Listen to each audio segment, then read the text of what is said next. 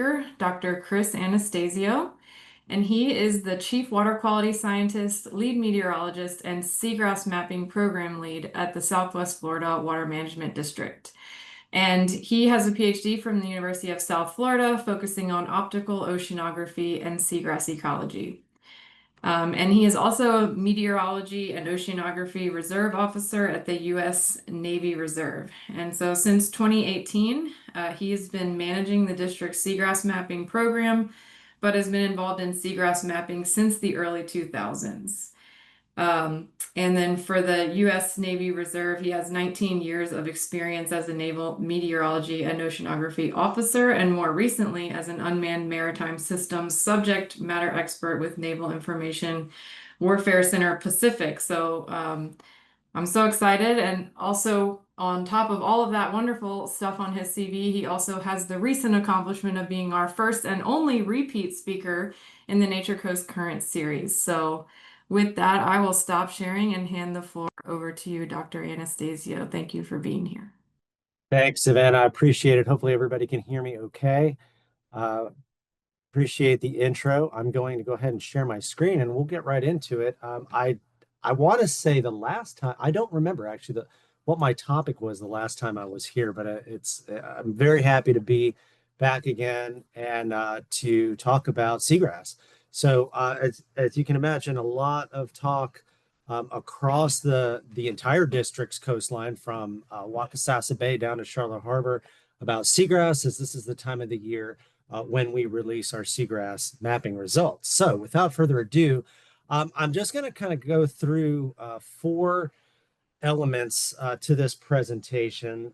The first one is, and I may be speaking to kind of preaching to the choir, so to speak, but I think it's important that we kind of recognize why seagrasses are important, why we even care. And more importantly, I think to this audience, why the district cares, why the Southwest Florida Water Management District is mapping seagrass off the Springs Coast or the Nature Coast of Florida.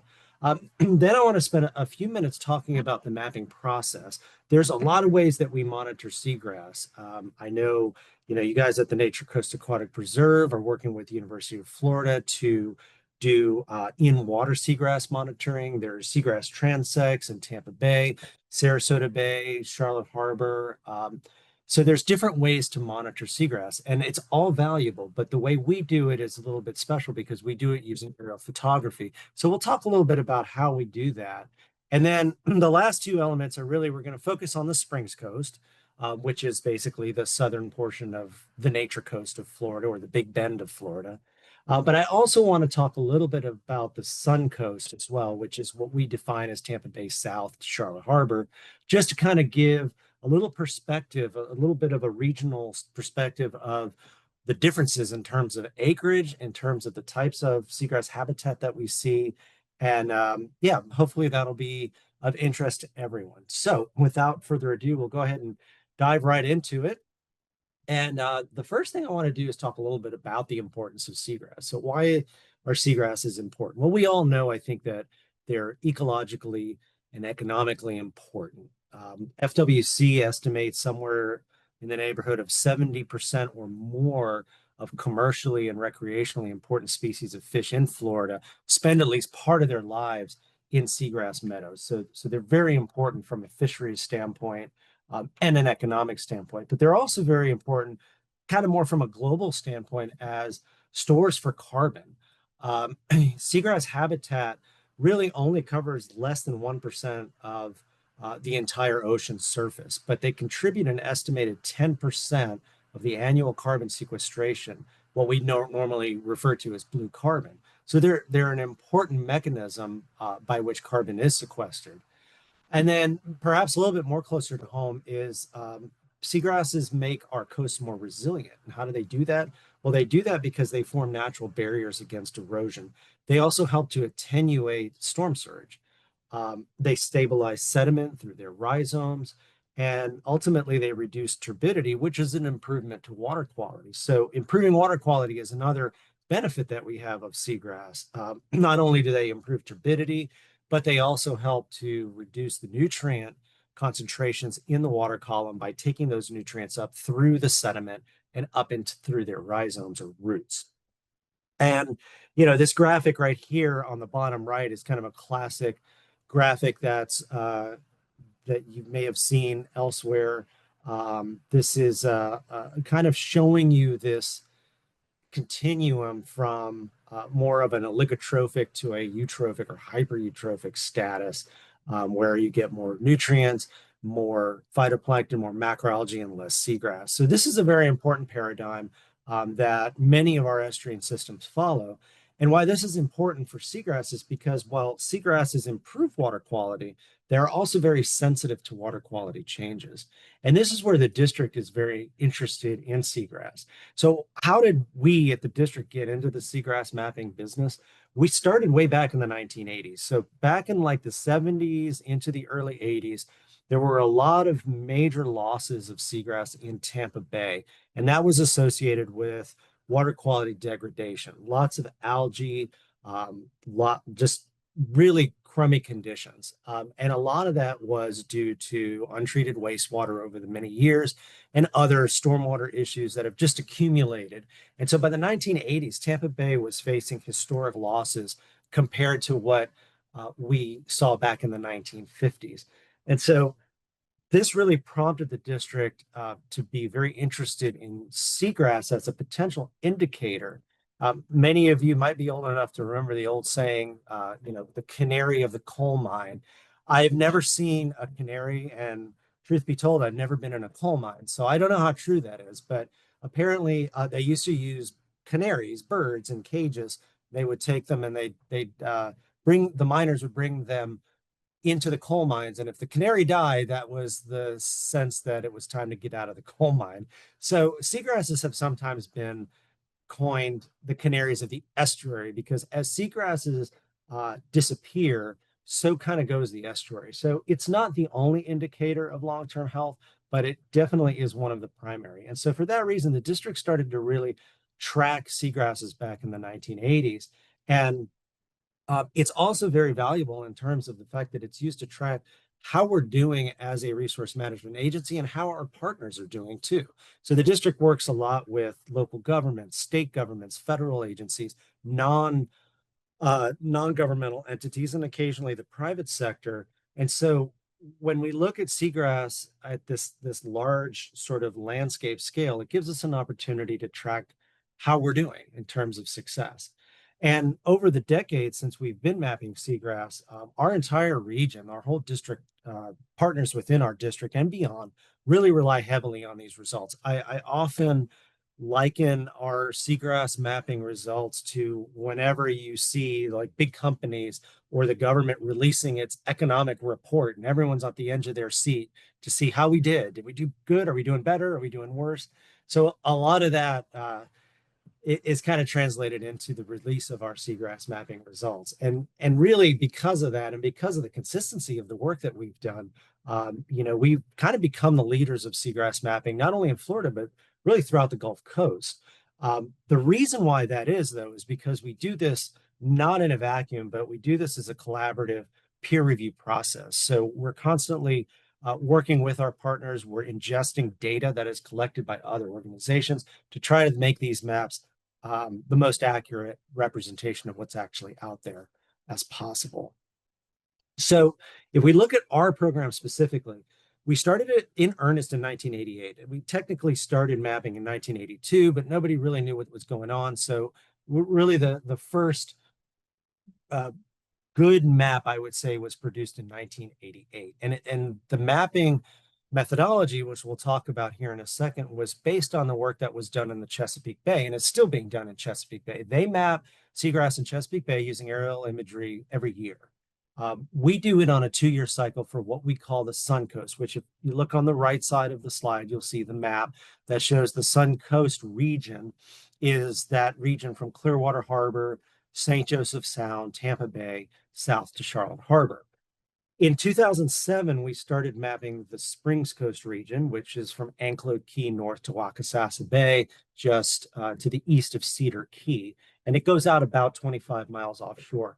The reason why the district started mapping the Springs Coast region in 2007 was because of concerns of the increases that we're seeing, and unfortunately are still seeing in many of our spring systems throughout this part of our district. And so in response to the concern of the potential for increased nutrients entering this part of the Gulf, we decided to start mapping the Springs Coast region. Now we do that on a 4-year cycle. And then this 2024 obviously is one of those years where we do map the Suncoast region. Like I said, we started the program based on methodology from the Chesapeake Bay program, but over the years, other water management districts as well map seagrass, and we try to stay consistent, not exactly the same, but we're consistent with the other water management districts that also map seagrass through aerial imagery. And those would be the St. Johns River Water Management District that maps the Indian River Lagoon. They do theirs also on a 2-year cycle. And then the South Florida Water Management District will map Estero Bay and the Caloosahatchee River mouth area. They don't map quite as much on a regular basis. They map every 5 to 7 years, but they also use similar methodology as we do. So let's talk about method and process. So there's 3, I would say, elements to how the district maps seagrass. There's the image acquisition, photo interpretation, and then field verification.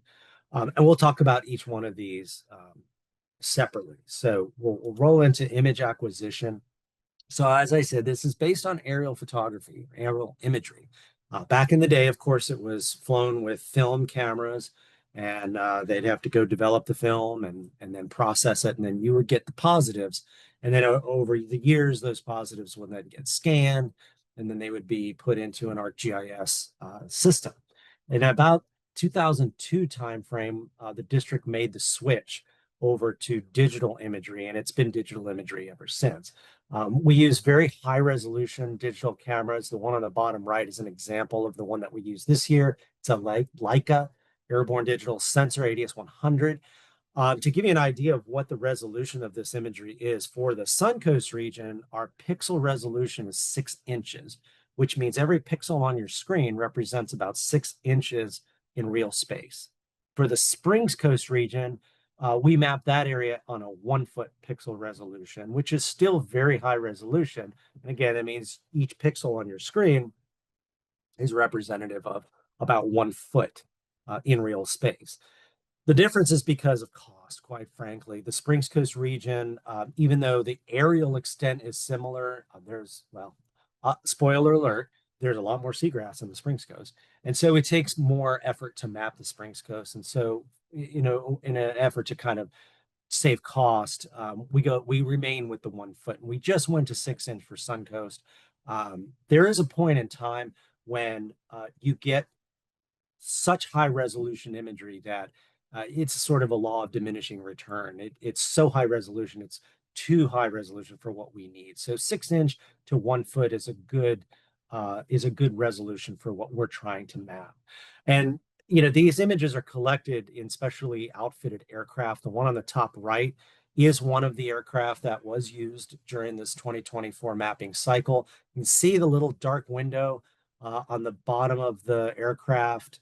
That window right there is where the camera sits, and that's how they collect the imagery. And we do contract out the aerial acquisition. The district doesn't own its own aircraft, so we have to contract with a company that does aerial photography and does specifically underwater aerial photography. There is a specific flight window. It's from December to February. The reason why we have this flight window is because it is the time of the year where the atmosphere is typically clearest, you have less cloud cover, and the water clarity tends to be clearer. Not always, but it tends to be. So we do try to keep it consistent across the various cycles that we do, so that when we're comparing the numbers, we're consistent. We know that's not the best time of the year in terms of seagrass productivity, but for the purpose of collecting these aerial images, it does give us a slight advantage. And the reason why that's important is because we do have a very strict go, no-go criteria for flight. And this is just an example of some of the conditions that must be met before we fly. So there's a lot of things that go into it. I'm not going to go into each one of these, but just know that, we don't just get up in an airplane and fly and collect imagery. There's a lot that goes into it. During that flight window, we're on the phone every day with the flight crew, and we're reviewing weather conditions, sea state, clarity. We're using satellite imagery to help us with the Springs Coast, especially because it's basically the open water part of the Gulf, to help us make that decision every day. So it's quite a process. But once that process is done, there's a lot of post-processing that goes into it. So we don't just collect the imagery, but once the imagery are collected, then they have to go through a very long post-processing where we have a lot of district requirements. And then a lot of times we have to refly as well. So we'll be reviewing the imagery, and that the picture on the right is one of those raw images that we would review, and then we have to make a decision whether or not to refly. And we do typically have to refly some of the areas. But there's a lot that goes into the post-processing part of this. There's a lot of color balancing, pixel stretching, edge matching. The whole process is designed in order to bring out the habitat type or the signature that's on the bottom of the water column, which is challenging sometimes, but the photo interpreters do a very good job of doing this post-processing. And ultimately a mosaic is created. So all these images, these frames, and these image strips they're merged together. And then you get this mosaic of all of the imagery that is then used for the photo interpretation. Ultimately, it has to be approved by the district's survey supervisor before we can move on. Now, in parallel with that is field verification. And there's three types of field verification that we do. The first is accuracy assessment. So we do hire an independent contractor, and what they do is they will generate random stratified points. They will go out and they will collect data at these locations during that flight window. So as close to when the aircraft is actually collecting the imagery as possible. And then those data are housed until the draft maps are created. And then we run the accuracy assessment. We must achieve a 90% accuracy before we accept the map product. There's another type of field verification, which is done by the photo interpreters themselves, the PIs. Usually during the mapping process, they may have some questions about areas. They will go out and actually collect their own data and field truth what they're seeing on the imagery. And then at the end of the cycle, typically district staff will go out and do the map spot checks. So we'll get a draft map. We may have some questions. There may be some areas that we want to look at, and we'll go out and do these spot checks. I will tell you that field verification has come a long way over the last few decades.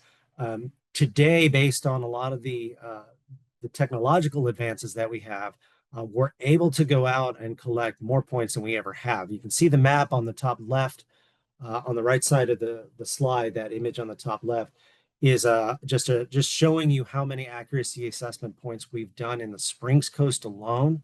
About 800 points overall. With all three of these types of field verification, we've collected over 2,000 points. The reason we can do that and do that in a cost-effective way is that we employ GoPro cameras. So the image on the top right is what we call a quad pod, which is nothing more than a little PVC frame. There's a GoPro camera that gets mounted on the very top of this frame, and it allows us to go out and collect video. So we're not spending time in the field collecting data. We collect the video, then we bring it back, and then the point attribution is done in the office. So it allows us to stay on station for maybe a minute at most. So we can hit up to 70 or 80 points in one day by doing this process. It also allows more people to review the imagery rather than just the couple of folks that are out in the field collecting the data. So we've come a long way in field verification, and ultimately that provides us with a more accurate map. Now let's talk about the map before we get into the results. The map itself is based on the photographic signature. So the imagery signature that the photo interpreter looks at is what these maps are really telling us, and it's based on percent cover. So there's many different categories that are used when we map seagrass, and it's a modified Florida land use land cover classification system, or flux.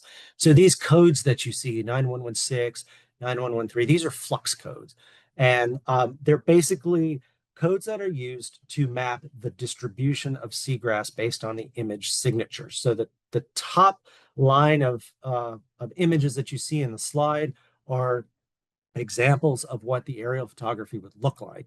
And then the bottom row of images is what they would look like actually in the field. So a continuous seagrass bed, then example of what that signature looks like is in the top left, and the bottom left is what it might look like if you're actually out in the field. Same thing for patchy. We also use the term sparse.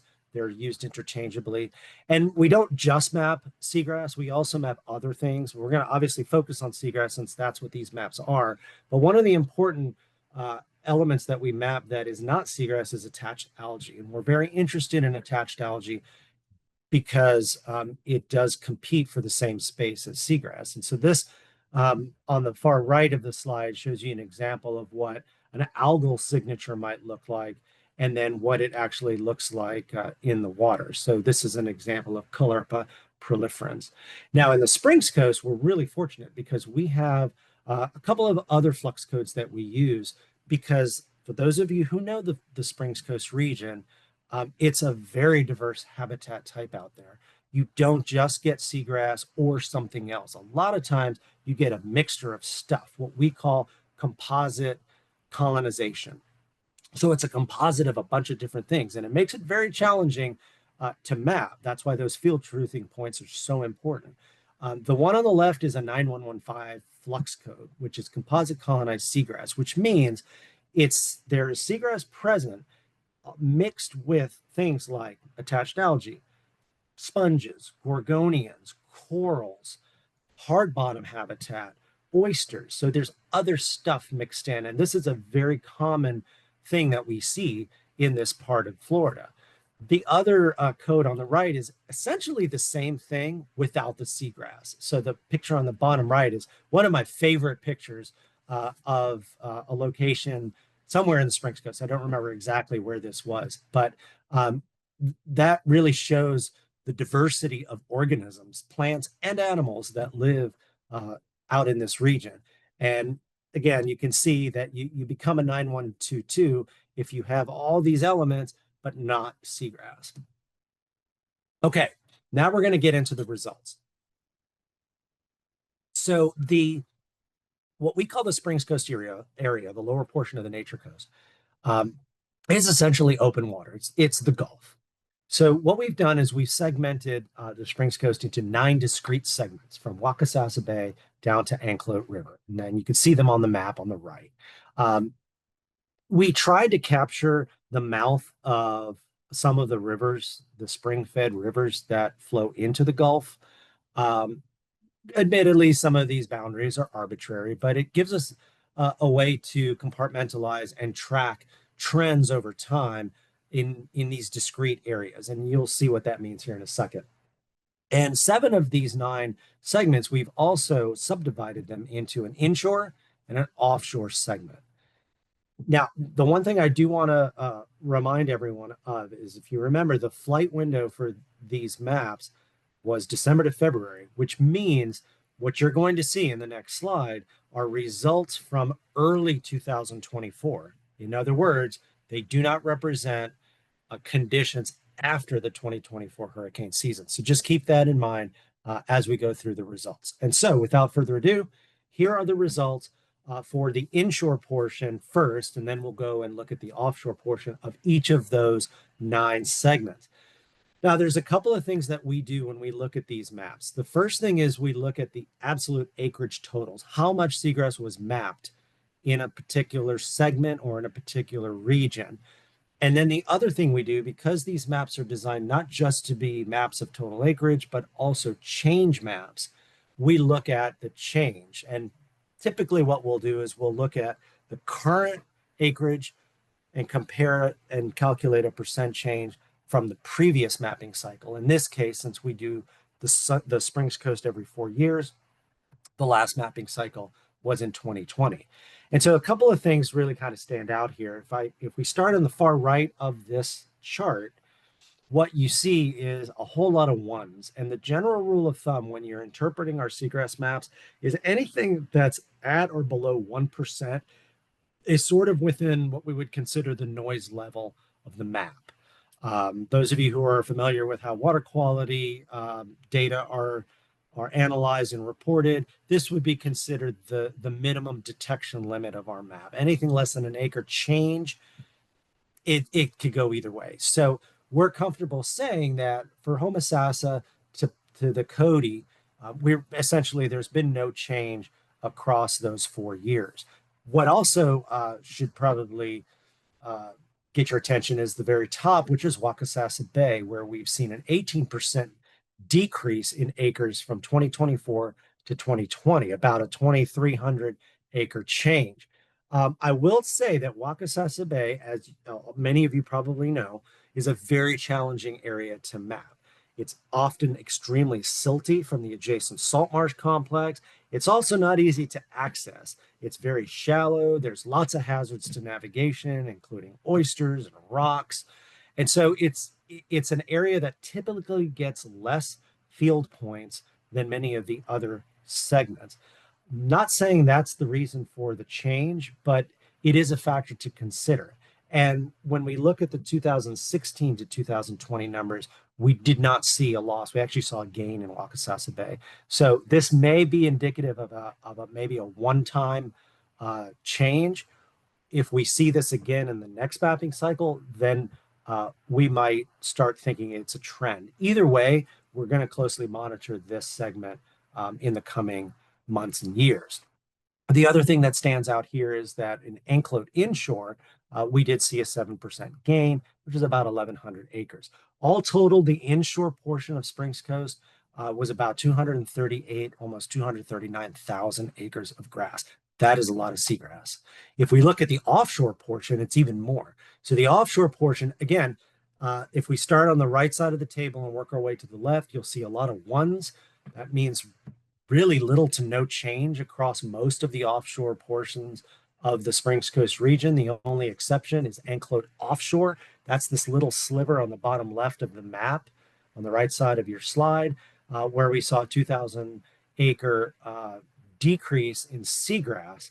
And that actually, that acreage loss was replaced with some of that composite colonized area that you saw in that picture a few slides ago, minus the grass. So there's still a lot of stuff there. It's just that the seagrass signature was too small for us to map. And so therefore, we saw that conversion or that change of 31%. All total, 344,000 acres. If we combine the inshore and the offshore, we get a grand total of about 583,000 acres of seagrass. It represents a loss of about 3,300 acres, which sounds huge, but when you're talking about over 500,000 acres of seagrass, it still represents less than a 1% change. So essentially, little to no change overall in the Springs Coast. That's pretty impressive, I think. And if we look at now the maps themselves, I'm going to now add all the maps from 2007 to 2024. And this will kind of give you an idea of the progression over time. One thing you'll notice for 2007, it's a smaller area because we expanded the mapped area in 2012. You'll also notice in the upper portion of the 2012 map, Wakasasa Bay and the Withlacoochee segments, the very top two segments there. Not a lot of detail. That was because it was the first year that that was mapped and there were really not many field verification points. In 2016, we went out and did a lot more field work, and you can see the detail in 2016 relative to 2012. So we've got to kind of be careful in the 2012 numbers for those top two segments. But from 2016 to 2024, you can start to see kind of that change. Overall, anything green on this map represents a seagrass habitat, whether it's continuous, sparse, or that composite colonized seagrass. The purples that you see are that composite colonized habitat, the 9122, without seagrass. And so, again, just to show you visually that loss of seagrass in the Anclote offshore segment, you could see where we went from grass, a little bit more of that composite colonized, and then in 2024, a lot more of that composite colonized habitat type. Doesn't really necessarily, it's not necessarily a bad thing, but it is something to keep an eye on, much like what we're seeing in Wakasasa Bay as well. So let's just focus on 2016 to 2024. These are the numbers. And so again, you can see very stable in terms of the total acreage from 2016 to 2024. So really what we can conclude is that this region, though we are seeing intersegmental changes over time, it seems to be a very stable and resilient area. And those numbers represent really the second largest seagrass area in the state. So it's second only to Florida Bay. A lot of seagrass in this region. Um, that's about it for the Springs Coast. I think I'm at 30 minutes, but I'm going to just take a few more minutes and give you a quick overview of the Suncoast results, because I think it's important that we put what we just saw in context of what is going on to the south. So in the Suncoast, we have 5 estuarine segments, and you see them on the map on the right. Just again, another reminder, these conditions are pre 2024 hurricane season. Now, the next table I'll show you are the actual results. And as we were just talking about, hundreds of thousands of acres of seagrass. In this region, we're talking about tens of thousands. So changes on the order of hundreds of acres is significant in these estuaries. So a very different system in terms of the total acreage. Not because there's a problem, but just because these estuaries are smaller, many of them are enclosed, and so there's less opportunity for seagrass to grow. So this is what it looks like. Percent change again. Now here we're looking at 22 to 24 because Suncoast is mapped on a 2-year cycle. And a couple things to take away. Again, we'll start on the right side of the table and work our way to the left. Really no change from St. Joseph Sound, Clearwater Harbor, and Lemon Bay. We actually saw some gains in Tampa Bay and Sarasota Bay, which is the first time we've seen gains in those systems for several years. And unfortunately, we saw additional losses in Charlotte Harbor. So I'm going to run through these really quick, but I do want to highlight a couple of things. St. Joseph Sound and Clearwater Harbor really looks much more like the Springs Coast than the other Suncoast estuaries. You've been out off of Anclote Key, you know that. It looks very similar to being off of Pasco County, and the numbers reflect that. We have very good coverage of seagrass. In fact, 2024 marks a record 18,007 acres of seagrass in this estuary, which is very encouraging. We're glad to see that. Tampa Bay, as I said, did see some modest gains, a 5% gain or 1,400 acre increase. And if you look on the graph bottom left, you'll see it's the first time that we've seen a gain since 2018. So we're very happy to see that. Old Tampa Bay has been one bay segment that has consistently struggled. And unfortunately, this time around, we did see additional losses of about 326 acres. Hillsborough Bay has done much better with 189% change over those 2-year period. From about 400 acres to 1,100 acres. Hillsborough Bay lost about 80% of its grass between 2016 and 2022. So to see this increase is very encouraging. And then the other bay segments either didn't really see a loss or gained some. Lower Tampa Bay, like Clearwater Harbor, St. Joseph Sound, is at record levels. Boca Ciega Bay is shy of its record by about 150 acres. And the other bay segments are doing pretty well as well. So good news overall for Tampa Bay, except for Old Tampa Bay. And Sarasota Bay is probably the biggest winner of all of the Suncoast estuaries with a 19% gain. Again, same trend that we've seen in Tampa Bay, where we saw back-to-back losses from 2016 to 2022. And in 2024, we saw gains, which was very encouraging. Almost all of that gain happened in Sarasota Bay proper or greater Sarasota Bay, and most of it happened right here in the northern part of Sarasota Bay, in the area that we call Long Bar Point. And this change map just kind of shows you where that green is where we saw the gains. Lemon Bay, really no change. Don and Roberts Bay is way up here in the corner. Kind of funny that, we're celebrating a 48% increase. That's 15 acres. We were just talking about Springs Coast, which is 500,000 acres. Well, 15 acres is a good thing for this little estuary, so we'll celebrate that as well. And then unfortunately, Charlotte Harbor continues to see loss. It got hit really hard after the red tide of 2018. We lost about 30% of the grass, and you can see while the losses are not nearly as dramatic as they were between 2018 and 2020. Any loss is still not good news. And most of that loss, as you can see from the actual total acres, occurred along what we call the east wall, which is over here on the eastern side of Charlotte Harbor. So overall for Springs Coast, we really haven't seen much change.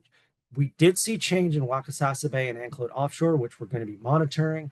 And then we saw increase or gain in seagrass in the Anclote inshore segment since the last mapping cycle, which was in 2020. In Suncoast, again, just like we showed, we did see some major gains in Sarasota Bay, modest gains in Tampa Bay. And we did see some record high coverage of seagrass, which is very encouraging. But we do have some problem areas in Charlotte Harbor and Old Tampa Bay. So the last thing I want to do is just thank all of our partners. This is by no means an all-inclusive list, but we can't do it without everyone doing this in partnership. And so we really appreciate that. And we also appreciate our own governing board for funding this work.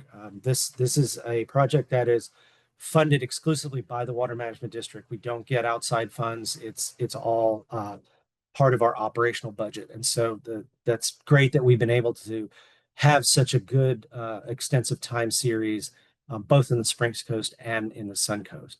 So with that, I'm going to leave it open to questions. And I want to thank everybody for your attention. I know it was a lot, but thanks for hanging in there. I appreciate it.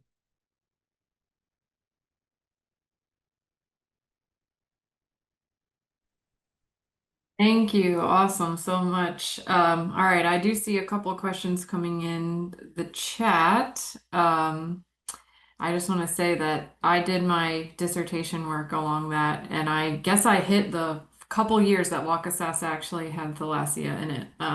So your 2016 still had some continuous seagrass there, and I'm very vindicated because I've been telling a lot of my collaborators here that arrived in Florida after me, I swear there was thalassia in Wakasasa, believe me.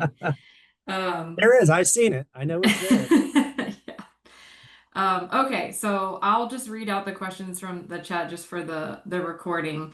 The first one is, how do you compensate for changes in the number of data sets? For instance, if you have 40 data points for seagrass in 2020, then in 2024 you're only able to get 25, whether that be flight issues or imaging issues. How does that change reflect in your data so that it has consistency with reporting? Yeah, so consistency is probably the biggest issue that we want to that we pay attention to. Um, that's why we fly at the same time. That's why we use similar methods. We like to use the same photo interpreters as well. That's not always possible, but we do have strict requirements for those that are actually doing the photo interpretation. And I think what you're referring to is when you say data points, I think you're referring to the field verification points. And yes, there's no doubt that over the decades, we've increased dramatically the number of field data points that we're collecting. If you remember, I showed it was about 2,000 plus points this time around. Back in the 1980s, it was a fraction of that, and the quality of the data is much better. So we do take that into account. It's just one of those things that we understand. It's a limitation of the map. There are lots of limitations, but you have to remember we're looking at large landscape scale changes. We're not looking at very, very specific changes. For those changes, we rely on field data that is collected by others, like transect data, fixed point data, and things of that nature. Thank you. The next one is the district focused solely on monitoring, or are there projects or plans to actively regrow problem areas? Yeah, that's a great question. So as far as regrowing areas, I didn't mention this, but I do want to stress that all the gains that we've seen, especially in the Suncoast area where we saw lots of loss in recent years, none of that gain came from planting any seagrass. It came back naturally. And so the district typically will take the position, not that we're against replanting, I think there is a place for that, but in general, if you don't fix the conditions to allow seagrass to grow. Planting may not get you where you want to go. So we want to make sure that we invest in projects that are going to help improve the water quality, improve the clarity, and give grasses the opportunity to grow. The Sarasota Bay is a great example of that, where in the upper part of Sarasota Bay, we gained over 1,200 acres in 2 years. That's unheard of. Those of you know Brad Furman, Brad and I, we chat a lot. He's the director of the SIM program at FWRI, and it really surprised many of us how quickly those grasses came back. None of it was planted; it came back on its own. Why did it come back? Because the clarity improved, because the nutrient concentrations in that area went down so much that DEP took Sarasota Bay off the impaired list. So as a district, we try to focus on projects that will help achieve those goals, because we think that the seagrass will come back on their own. Again, that's not to say that planting or regrowing seagrass doesn't have a place, but I think in these larger estuarine scale situations, you gotta improve the conditions before the grass can come back. I don't see any more in the chat, but I have. Oh, okay, go ahead, Mark. I see your hand raised. Hey, Chris, great Hey. talk. Really, really cool stuff. Just like any good monitoring results talk, some tons of follow-ups, especially with the Yeah. variability throughout the region. Pretty cool stuff. So I was curious. I know that with long-term monitoring projects, a very common question you get is, well, hey, have you thought about flying this area? Have you thought about doing this? Right. But you mentioned that I think that maybe more recently you guys have been doing some more flights, like more inshore-ish, upriver type, a little bit more than before, or maybe you mentioned something. And if you didn't say that and I misunderstood, still my point stands. I was curious. If there's much incentive to want to map more like fresh or brackish SAV, like upriver and stuff like that. Obviously, that's a huge part of the Chesapeake Bay Yeah. recovery story. Is their freshwater SAV? And I was wondering, yeah, what kind of where that falls for y'all? Yeah, Mark, that's a good question. Yeah, so I think what I was trying to say is we I was referring to that 2007 mapped extent, which was more inshore Oh, okay, than okay. what we do now. So we actually pushed it further offshore. And if you notice that far offshore edge, there's just like this straight line. Grass grows farther than that. The problem is that when you get to about 30 feet depth, can't see it from the air anymore. And so that's a whole story in and of itself. I think that might be actually another good webinar topic to talk about the far offshore area, because that's a fascinating story. I've been trying to work with NOAA on maybe looking at using some autonomous or unmanned systems to look at that. But anyway, that's for another day. To your point about the rivers, the problem with the rivers, there's a couple of problems with doing it aerially. We've tried to do that, and part of, if you probably didn't notice in the map, but if you zoom into like Crystal River, we do map all the way up to about the mouth of Kings Bay, and it's kind of, we call that seagrass, but chances are a lot of that is transitioning into Valleson area, but it's still SAV. But a lot of the problem you get into is tree cover, canopy cover. If you can never, like the Weeki Wachee River, you're not going to map from the air. You just can't. But what we do is we do map it in the water. So we do have an SAV mapping program that we do for all our Springs Coast rivers. So the Homosassa, not the Withlacoochee, but we do Crystal River, Homosassa, Chassahowitzka, Weeki Wachee, and Rainbow. And I can get you more information on that. Madison Trowbridge, who's my Springs counterpart, she's the one that manages those projects, and I think she may have actually given a talk on that in one of these. Maybe it was last year's webinar series.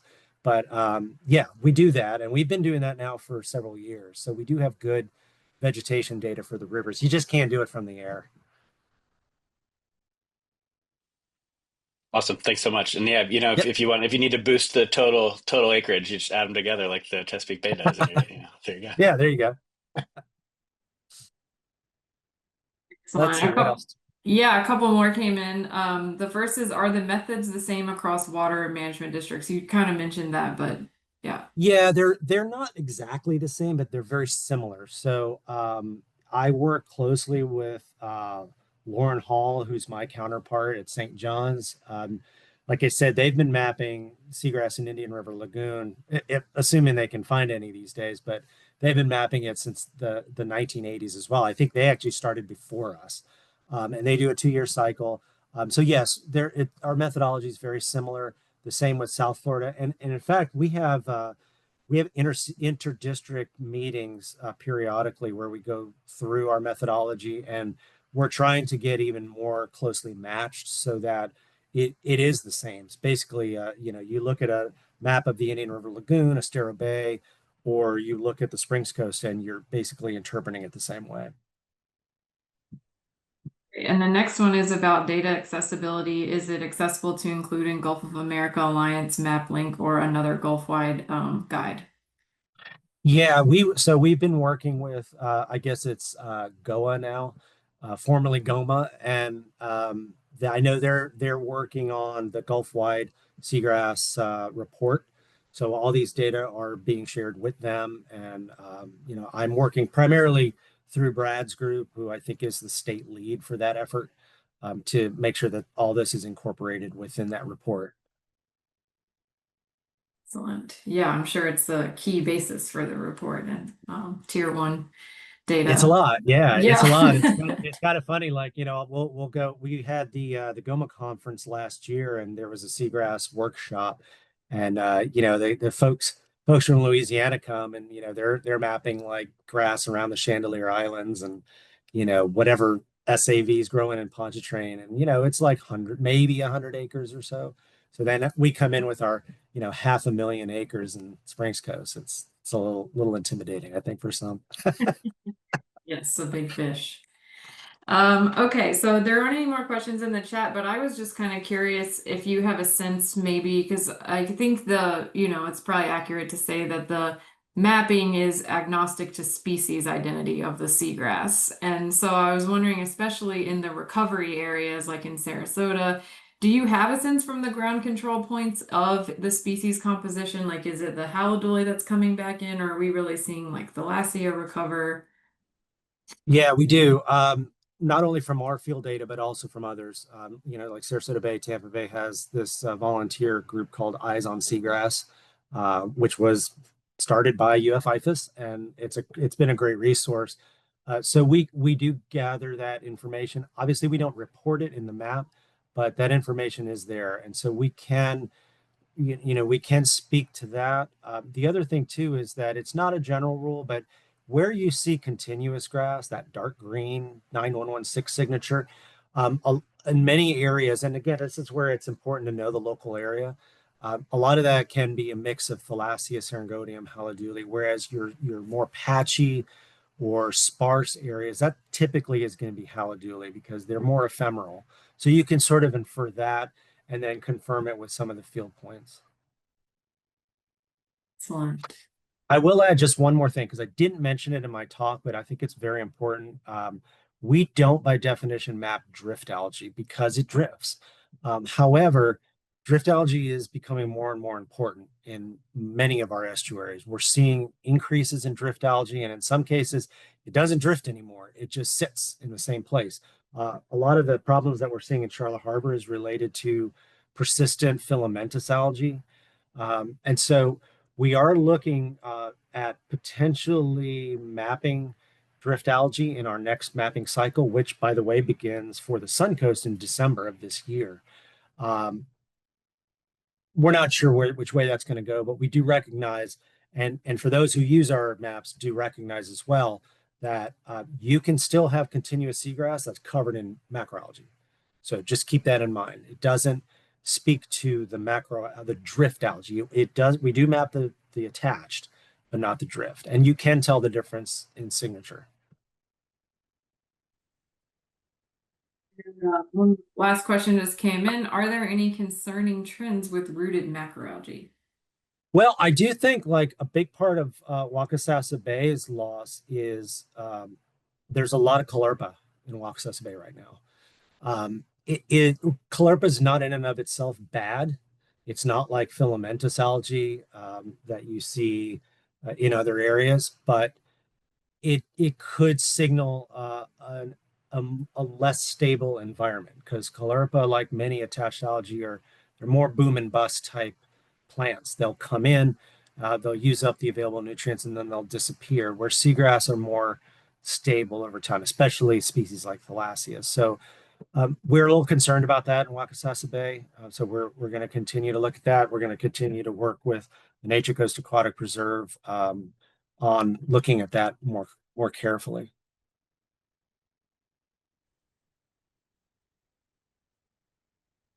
I'll be watching that. I'm waiting for the return of Thalassia to Wakasasa Bay. One day we'll Need some have it. clear water. Yeah, it's just been so silty up there. Yeah.